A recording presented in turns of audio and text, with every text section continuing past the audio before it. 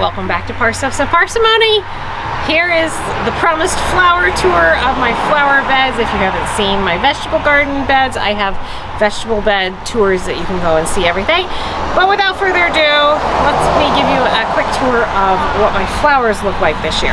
So the hydrangeas are doing fabulous this year. We have pink ones that are just doing beautifully, and then over in the other bed here I have pink, purple, and almost a blue tint. If you're not familiar with hydrangeas you can change and alter their colors by the amount of acidity or alkaline state of your soil. In this case, I've just been putting regular 10-10-10 granular fertilizer on them, so I have a variety of colors. Over here, Grace, for her 8th birthday, grew pansies, and she did them completely by herself, and they are stunning. Absolutely love the pansies.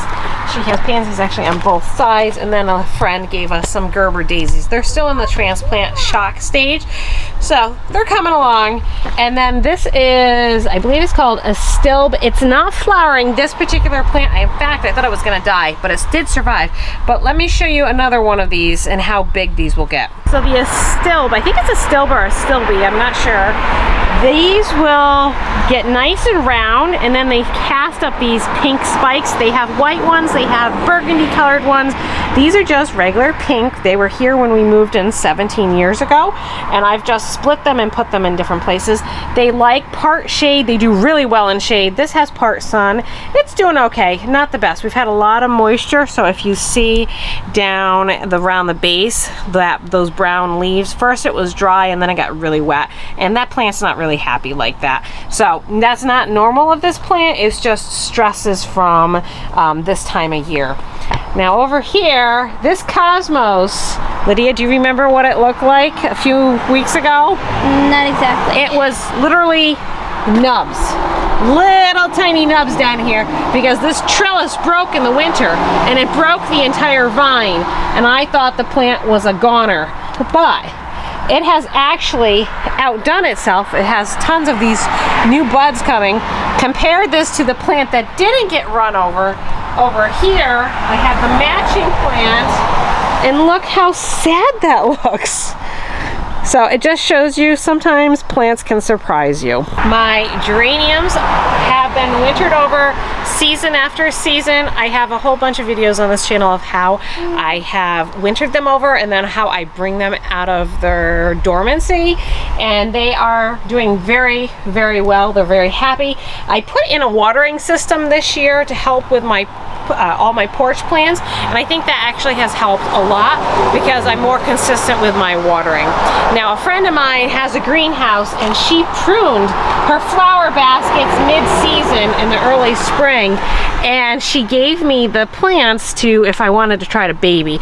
And so I had all these tiny little plants that I babied. I made some planters here, and you can see I've got this one here, and then up on the front porch I also have some baskets that are those same type of flowers, and then I made another basket over here for the hummingbirds. And this is another hanging basket of those starts that my friend gave me. Oh, look at this, Lydia. Look at that ladybug. Oh wow, that's there's pretty. 2 of them. There's another one in there. I wonder how many are on the plant. I actually need to prune this because it's getting really long, and I'm going to see if I can prune it and then start more plants. I'm not sure. I did not buy this. A friend bought it, but she lived in a place where there was too much shade and she didn't want it to die, so she gave it to me, and it seems quite happy. We've had heavy rains this past week, so it's looking a little heavy from the amount of rain, but that should perk up in the next couple days with all of the upcoming sunshine they're predicting. Now here I have a plant called butterfly weed. I grow this specifically for the pollinators in our yard. You can see there's bees flying around. Today's not a really sunny day, so usually on a sunny day this thing will be covered between butterflies and hummingbirds and bees. I mean, it's just covered in pollinators. And then a different type of lily, and these will flower for about three weeks, and then it'll stop, and I'll just trim off the spent blooms.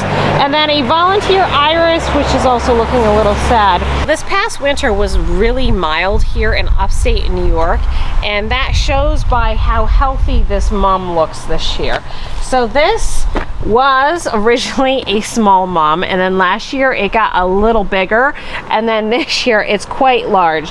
Now we're almost to the end of pruning season. You can see it's starting to set buds. I could prune this and then use all these mini plants that I pruned off and turn them into new mums if I wanted to. I'm not going to have the time this summer season to do that, but I did do a video on how I did that if you guys want to try doing that.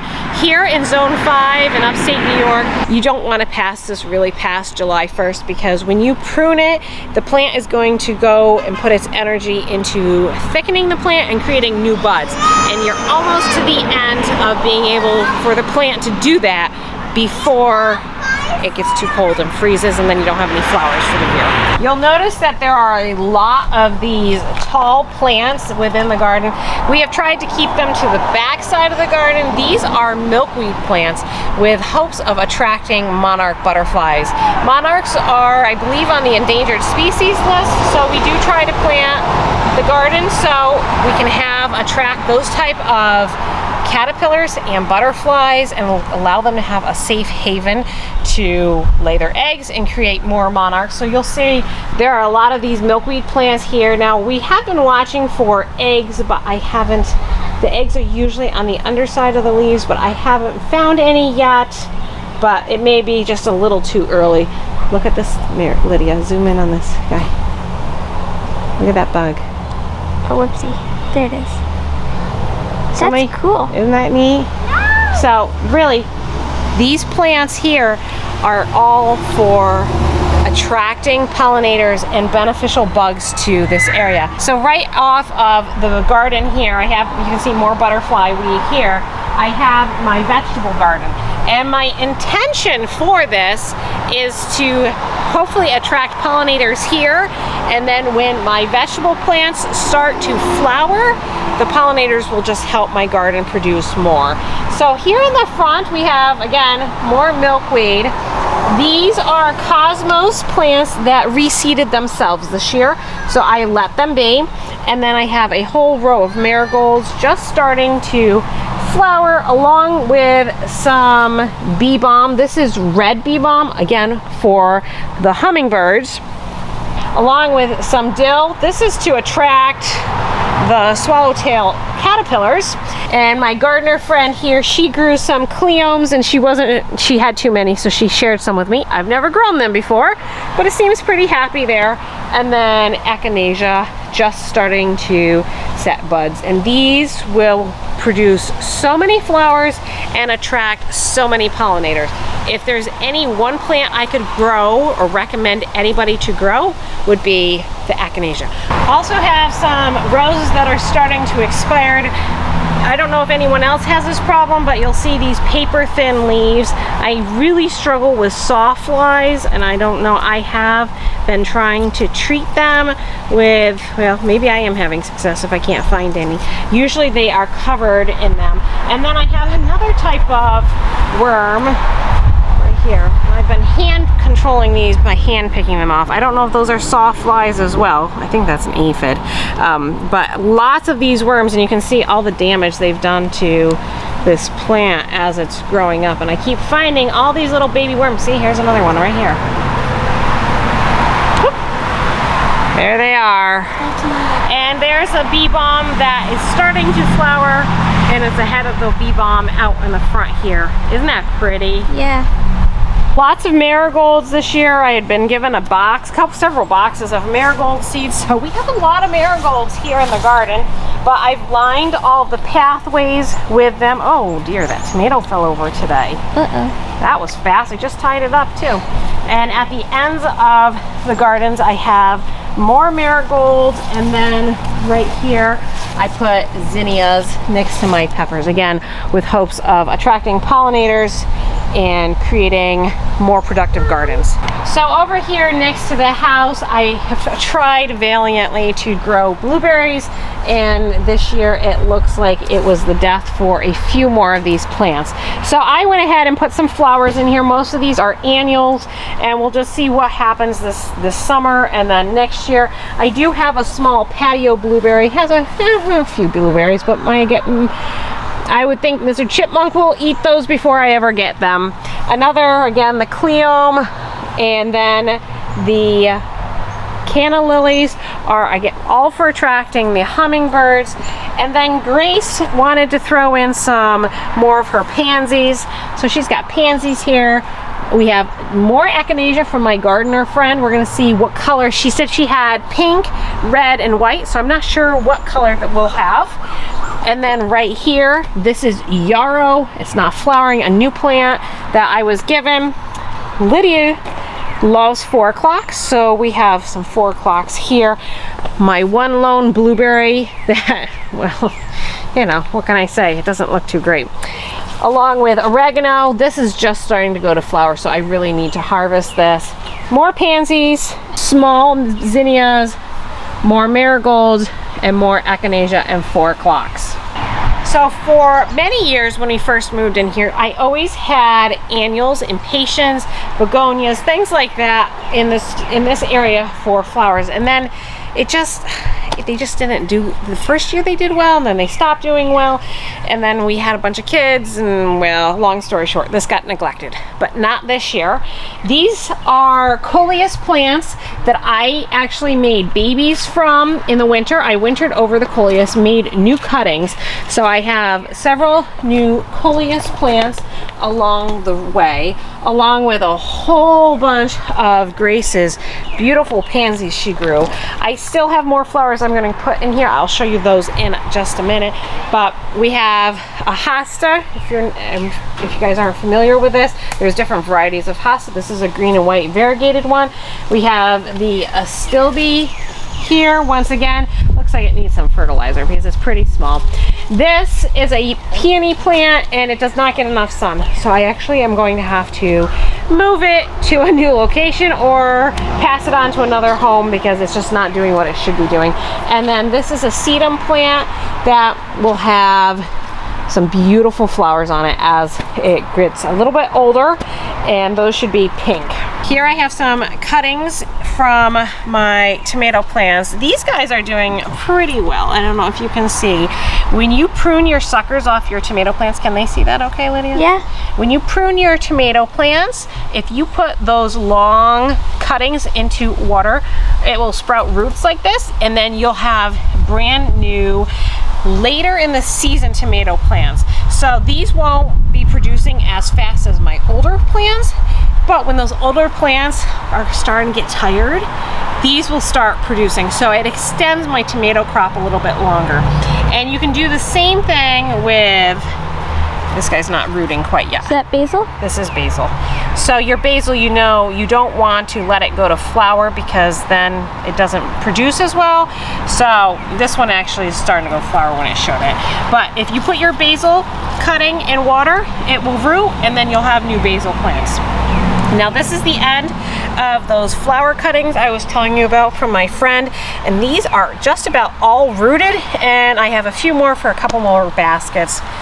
In my other videos from the past couple years, you may have seen the saga with the fuchsia plant. And I have tried to overwinter fuchsia plants without success, except this year I actually was successful in overwintering it. The plant was looking very well until it got left out one night and it froze. It went down to like 27, 28 degrees, and the plant just died. And I thought it was a goner. I was gonna compost it, and then lo and behold, it sprouted these little babies. So it looks pretty homely. I'm just letting it grow, hoping maybe it'll have flowers, maybe it'll fill out. It's my experiment with fuchsia. It's been fun. I'm learning a lot, and I'm not sure what its future will look like. And lastly, I have 2 of these plants. I started these from seed earlier this year. These are blue hibiscus, and I'm not sure, no, not hibiscus. These are 2 blue hyssops, and I'm not sure if I have room for these or if I'm going to have to pass them on, but I potted them into a bigger pot, so they have room and I can decide what I'm going to do with them. And then over here you'll see this large tree bush thing. This is an elderberry bush, and it is very much covered in flowers. So in about probably 6 weeks, this will be covered in elderberries, and we'll be able to harvest it, make elderberry syrup, elderberry pie, and just use them. Last year we got over 4 pounds of elderberries. The way it's looking, I think we're going to be having more than that, but it depends on the birds and how much they decide they want to enjoy my feast. And this poor little zinnia, well, a rabbit came through and decided it looked tasty, and so he nibbled them off, but we've had so much rain, despite having no water. It's been living here for, I think we're at 4 days now. So I think lastly, what I want to show you guys is this little herb garden section. This one has gone through different stages. We originally started out with just daffodils. You can see those greens are just starting to die down, so I will cut those back. And then my chives were covered in all these beautiful purple seed heads, and those have since gone. And now we're coming into more of these mini zinnias. Look at the pollinator. Look at that. He's got a green head. Isn't that neat? So we have zinnias there. I also have more zinnias along the back. Oh, we have a pink one that came out. And then I have herbs in here. So this is sage, parsley. We have a little bit of thyme here. This is coming back. Then right here, this little plant, it's a lavender. I started it from seed. It died down, and then it's coming back. And then I have another little lavender here. This is rosemary over here. These are this is oregano that I started from seed. Smells wonderful. And then I have a whole bush of thyme here, which is doing really, really well. Another little baby thyme here. Cosmos, this has always done very well here on the corner. And then the big change that I've made this year, this was all irises here, and I wanted to add a little bit. They weren't flowering at this point. They weren't doing really well. So I decided I was going to sell the irises and put in new plants. So in here I have, the mole's been in here. This is another lavender. I think this one is English lavender. I have more blue hyssop. I've got 2 blue hyssops here. And then this is a Hidcote lavender, another type of lavender. And then I have lupine, 1, 2, 3 plants of lupine, volunteer tomato, more hyssop, a giant zinnia. No, don't eat that. I wasn't feeding you girls that. This volunteer bean plant. See if I can keep it away from the chickens from eating. No, not for you. And there, yes, that's what I had weeds. No garden would be complete without your normal weeds. All right, I think that's about everything to show you for the flower gardens. I do have a few more zinnias and marigolds sprinkled throughout my vegetable beds, but as for my flowers, that pretty much sums it up. Make sure you check out the new vegetable garden tour that will be up next week in July, and you can see how things, if you've watched my June one, you can see how things are growing and taking off and all that type of good stuff. Hope you enjoyed looking around the views of my flowers, and we'll see you next time. Bye. One last section of flowers are these deck boxes that I made once again with those flowers from my friend Coleus for the centers, and I have no idea what these are called. They are beautiful. If you guys know, I would love to know what the name of them are. And then we have petunias, but they have been very happy on the deck boxes, and I actually have a few more boxes to help use up those last few flowers from my friend.